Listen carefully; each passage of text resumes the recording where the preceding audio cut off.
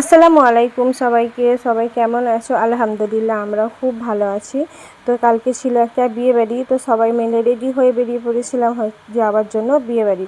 তো দেখো এখানে পৌঁছে গেছি, আর এরকমভাবেই এখানে সবাইকে ওয়েলকাম করছিল। আর আমি যাওয়ার সাথে সাথেই আমার হাতে এরকম ধারা একটা ধরিয়ে দিল চালের প্যাকেট।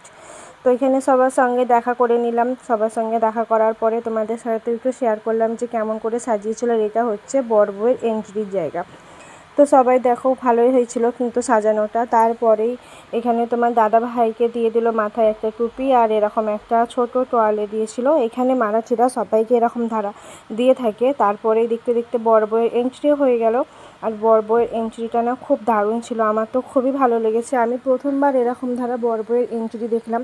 এর আগে একটা বিয়ে বাড়িতে দেখেছিলাম কিন্তু সেটা অন্য ধরনের ছিল, আর এইটা ফার্স্ট টাইম দেখলাম। তো খুবই ভালো ছিল।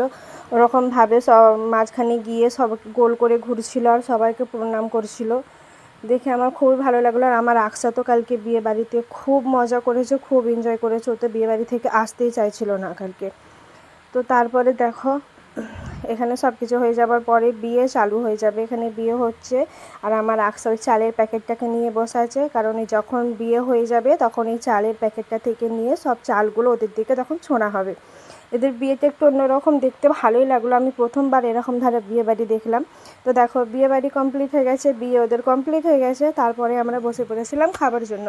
আর এইখানে আকসা আমার কাছে বসেছিল খেতে, ছেলেদের আলাদা আর মেয়েদের আলাদা খাওয়ার ছিল। তো দিয়েছিল প্রথমেই হচ্ছে লুচি, তারপরে একটা আলুর তরকারি, তারপরে দিয়ে গেছিলো ভাত।